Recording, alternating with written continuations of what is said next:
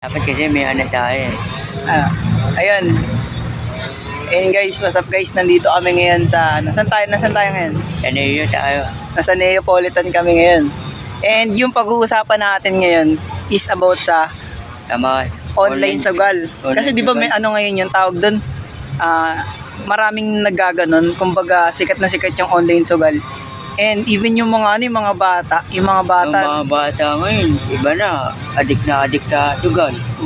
Hindi na noon yung pag-aaral na. Ginagamit niya yung social media eh. Yung baon na, yung baon. Baon. Ganito yun. Kasi di ba for example, yung mga puso, yung mga ganun, may huli kasi yun eh, di ba kapag yung hindi online na, yung hindi online. Pero ngayon kasi, yung online sugal is siya, may permit. Oh. Di ba inaano siya ng permit ng gobyerno. Kumikita ka na doon. Kumikita yung mga doon, yung gumagawa ng app, tapos kumikita rin yung, parang binabayaran din yung gobyerno, no? Para illegal.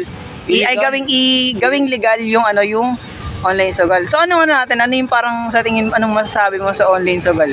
Ano yung mga masasamang epekto nun? Sa una-una, yung kalusugan ng tao. Ayan. Ayan nga, pagdating sa kalusugan, di ba? Oo. Paano siya nagiging paano siya nagiging masama sa kalusugan? Magdamag ka nakatutok sa social media dahil Social sa media. online sugal. Ayun, Hindi ka tapos kumakain sa tamang oras. Minsan nga, madaling araw, nagtutugal ka pa, mga electric. alas 3 na. Nagpupuyat. Oo, may napanood kaya ako.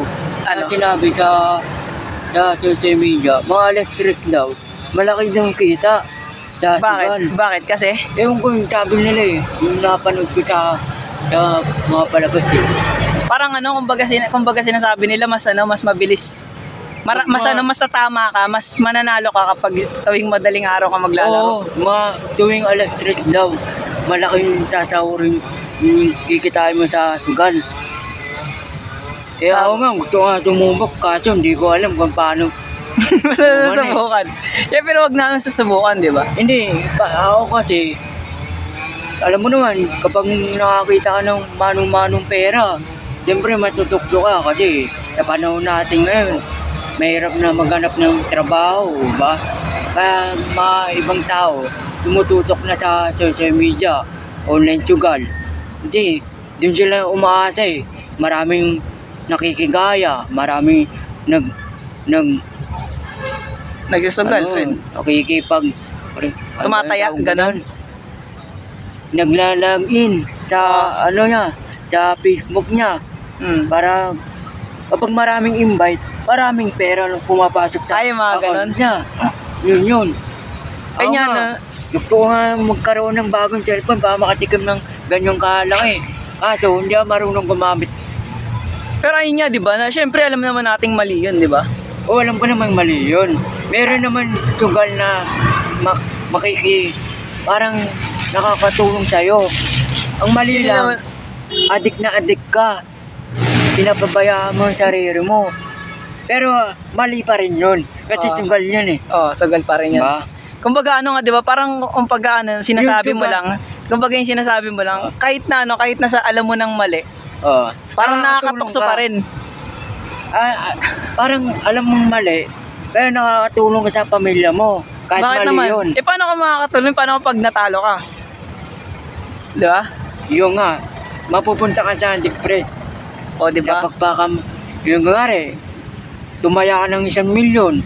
Yung 1 milyon na pinataya mo, galing pala sa utang.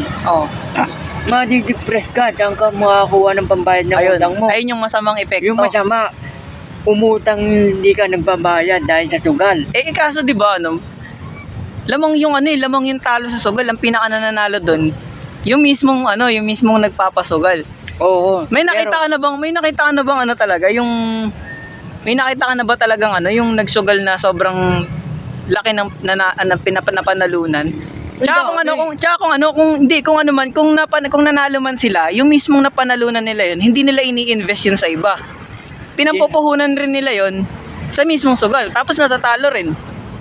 'Di ba? Kasi nga doon papasok yung parang yung na-addict na mismo yung mga tao sa sugal. 'Di ba? Meron kasing sugal na Sa tingin mo ano yung mga nakakasama, ano yung masamang epekto na sa bata? Sa bata, malala. I mean, sa mga ano, Sa mga, teenagers, mga ganon. Sa mga bata ngayon, mapaka malala epekto yan. Kasi, wala na silang time mag-aral. Imbis gumawa ng activity, assignment, inuuna yung pagsusugal. Tapos kapag tinawag ng magulang, anak, magsahin ka na. Anak, maglaba ka na. Eh wala. Inuuna yung sugal. Diba? Yun nakakasama. Ayun. Pinapabayaan yung sarili. Tapos yung pag-aaral, pinapabayaan din. Diba? Kumbaga ano, hindi lang basta ano, hindi lang pera yung nawawala kapag natalo. Oo, hindi pera. Ano rin, Pati yung time, yung oras rin. Oras ng pamilya mo, oras ng kaibigan mo, lahat. Oras ng sarili mo, hindi mo na ma-enjoy kasi tutok ka sa online sugal. Adik ka sa parang ano, gusto ko magkaroon ng maraming pera. Gusto ko makaroon. Gusto ko makakuha ng 50,000. Alam, tumayataya ako. Kapag tinatawag ka ng mga kaibigan mo, maglaro, wala ka nang pakialam kasi tutok ka sa online sugal mo. Diba? Yung pangit sa mga ngayon. Sa panahon natin ngayon kasi, hindi na uso na mga larong tumbang preso, mga matamataya, mga tago-taguan. Eh ngayon, wala eh. Wala na eh. Wala na makikita ang bata naglalaro sa labas. Lagi na sa bahay. Mismo yung mga... Ano yung tinatry na rin nila mag ganon? Puro laro lang. Kasi mas ano, 'di ba? Kasi accessible yung ano eh. Yung ano ngayon, 'di ba? Yung sugal ngayon eh. Oo. Hindi katulad dati yung hinuhuli kapag nakita ka sa ano, 'di ba? Kanya sa kalsada. Ngayon, Eto, yung sugal ngayon, tago na mismo kahit Tago. sa bahay ka lang, pwede ka tumugal. Ba? Parang sa pag-ibig lang yan. Ba? Sana all. ayun. Sugal ngayon, anytime pwede ka magsugal kahit nasa school ka, kahit nasa trabaho ka, kahit saan kang lugar, pwede ka magsugal. Pwede ka tumaya. Kahit nasa school. Hindi ka tulad dati. Pupunta ka pa sa ibang lugar. Dadayo ka. Online, hindi online sa lugar yan. Dayo sa- Physical. physical. Baraha. Physical. Mga baraha. Medyo kinakabahan ka nun. Kasi bawal yun eh. Baka may dumating na pulis. Pero ngayon, wala. Hindi ka nakakabahan. Anytime na anong oras. Kahit madaling araw ka magsugal, pwede sa'yo. Pwede. Kasi wala namang papasok na pulis sa bahay niya eh. Ba? Oo. Tsaka ano, 'di ba? Legal kasi yun eh. 'Di ba? Yung mismo gumagawa nun, binabayaran rin yung ano, 'di ba? Oo. Para Yung- maging legal siya. Yung sugal, yung gumawa ng sugal, hindi natin alam kung sinong gumawa. Pero mukhang mayaman na yun. Dahil Tapos meron pang ano, ang nagiging mas nagiging sikat yung online sugal ngayon. Kasi yung mga sikat na ano rin na vlogger, sikat na influencer, isa din yan. tawag doon, ini-endorse or talaga. Ini-invest yung mga kabataan. Oo. Magsugal-sugal kayo, mananalo kayo ng 1 million. Ang kabaliktaran lang doon, sila mismo kikita. Kasi bawat login man doon sa account nila, may papasok na pera sa kanila. Parang budol. Tsaka binabayaran rin sila mismo ng Oo. para i-promote. Tsaka ano daw, malaki daw yung nun, yung mismong binibigay sa kanila. Kaya kahit yung mga sabihin nating yung mga influencer na mababait, hindi talaga nagsusugal, napipilitang pumasok dun sa may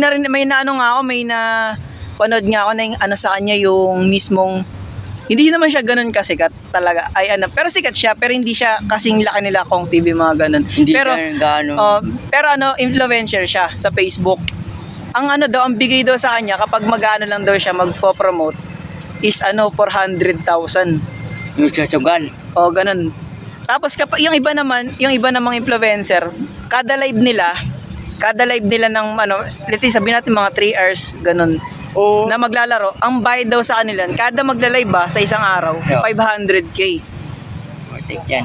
'Di ba? Dami yan. Oo nga, gusto ko sumubok yan, kaso Kasi mali, syempre. walang Huwag mo tumuturo susubukan. sa akin eh. Hirap kasi maghanap ng trabaho, kaya mga kabataan, pumapasok na sa sugal, no? Ayun nga rin eh.